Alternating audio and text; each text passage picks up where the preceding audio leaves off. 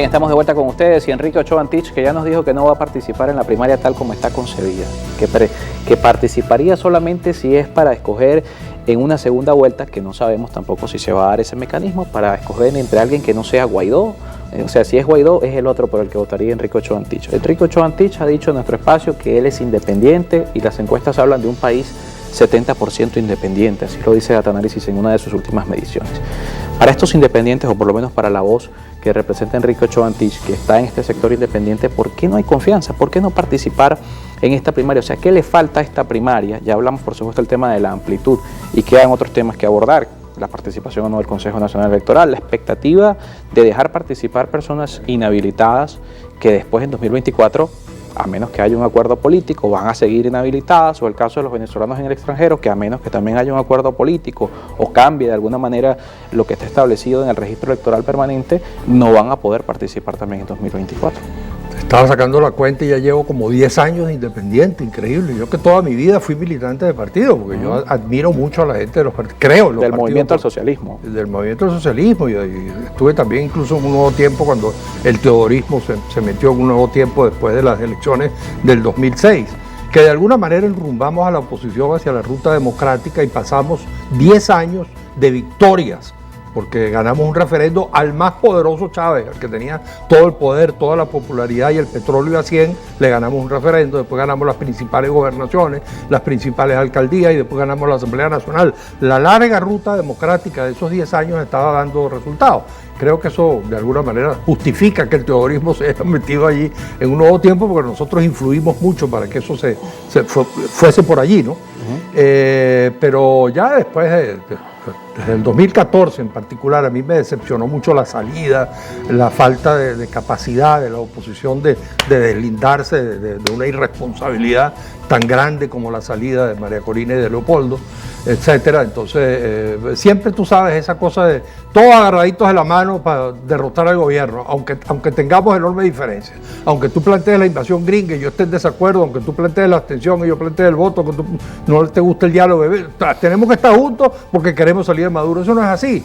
Entonces, en primer lugar, yo digamos, para que unas primarias eventualmente pudieran convocar a los independientes, que sí yo admito que tienen un sentimiento, no son militantes de oposición, pero hay un sentimiento opositor. Todas las encuestas también lo dicen. Hablan de un país mayoritariamente en contra de esta situación. Exactamente, Vicente León siempre hace esa distinción y es cierto.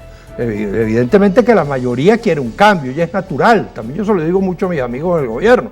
Le digo, mire señores, pero es natural, esto es lo que es la democracia, justamente. Los gobiernos se deterioran y aparece una alternativa que gana. Y después esa alternativa se deteriora en el gobierno y el otro se recupera. Y entonces hay una alternancia republicana entre derechas, izquierdas, conservadores, liberales, socialistas, democráticos, lo que sea, pues, que se van turnando en el poder. Ahora, para que efectivamente uno se pudiera sentir, vamos a decir, convocado a unas primarias, tendría que haber aparecido una convocatoria a su vez muy amplia a todos los sectores.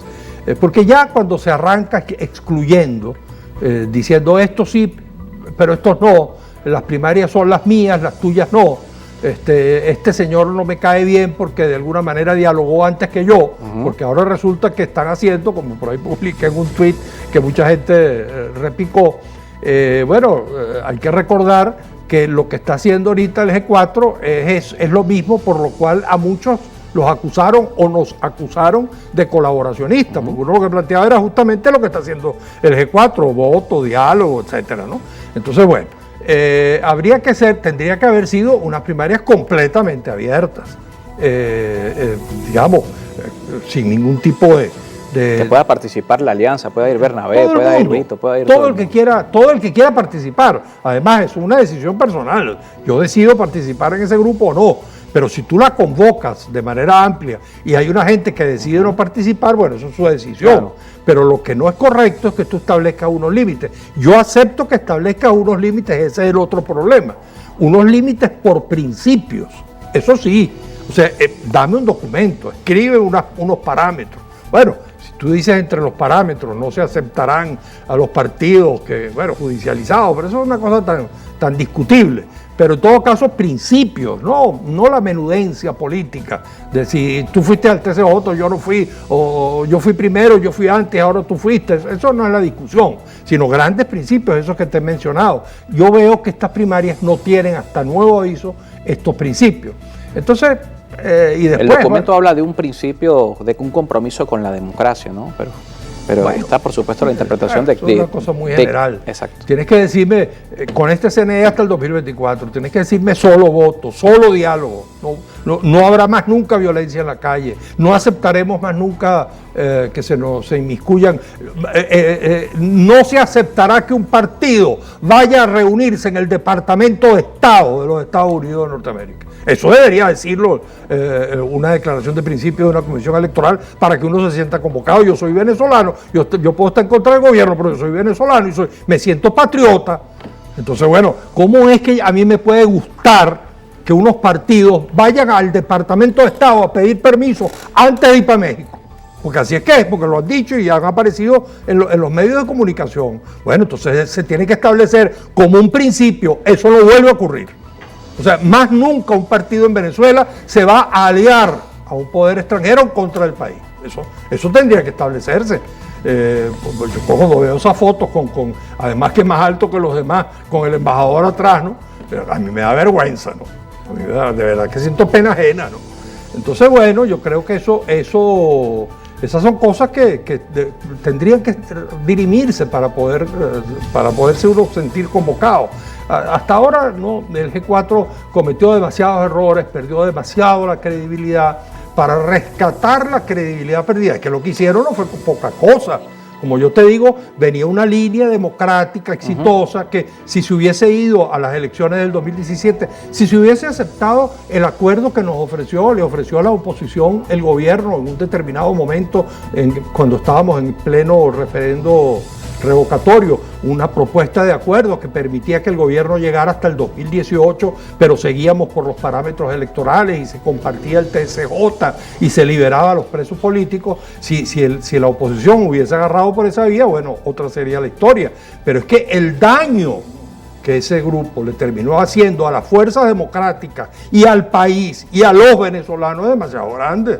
Entonces, claro, yo no digo que la gente no tiene derecho a rectificar, claro que sí, bienvenido sea la rectificación, claro. Pero yo tengo derecho a ponerme un ratico a esperar a ver si la cosa es en serio, porque uno a veces siente que la cosa no es en serio. Cuando uno ve que una de las precandidatas es María Corina Machado y te dice que con este CNE no va para el 2024, entonces, ¿cómo creo yo que esa primaria? ¿Cómo creo yo en Guaidó cuando prácticamente lo que hace es anunciar una guerra civil? O sea, además una vez lo dijo en televisión. Una gente de la no recuerdo qué fue, alguien le dijo que aquí lo que se requiere es una guerra civil. Entonces, bueno, yo estoy de acuerdo con eso, dijo. Yo lo vi en la televisión. Entonces, bueno, una gente que no ha rectificado, porque mira, será por los años también que uno tiene. Yo recuerdo, por ejemplo, cuando el MAS de Teodoro y de Pompeyo, cuando nosotros, los tiempos, cuando el MAS era un partido grande, porque yo gané unas primarias, yo sé cómo son las primarias, yo gané las primarias para ser secretario general del MAS, que era cuarto partido nacional, porque la causa R nos quitó el tercero, y era partido de gobierno el MAS en ese momento. Ahora, cuando nosotros teníamos una derrota electoral, había un debate. Claro. Los organismos se reunían y tú escuchabas a Pompeyo y escuchabas a Teodoro y a Freddy Muñoz y a Bayardo Sardi y a Argelia Laya y todos debatiendo políticamente. Y después había un documento, todos presentábamos documentos para hacer una reflexión sobre por qué nos habíamos equivocado. Y a partir de la reflexión, era además, recuerdo típico, el título de balance y perspectiva. Se hacía un balance, una reflexión de los errores. No fue que yo me equivoqué y ahora vamos para adelante. No, así no es la cosa. O sea, claro. Dime por qué. Lo vemos en otros países. Lo vemos en otros países, la renuncia de algún dirigente del partido tras una derrota. Claro. Pero no solamente la renuncia, sino la reflexión de por qué tú cometes unos errores, cuáles son los errores y qué es lo que tú vas a cambiar. Bien, muchísimas gracias por acompañarnos. Gracias, Carlos. Enrique Ochoa Antich con nosotros hoy en estudio. Hacemos una pausa y al regreso cambiamos de tema. Hablamos de política local y del Festival de Teatro de los Teques. Estará con nosotros en estudio el alcalde del municipio de Guaycaipuro, Farid Fraija.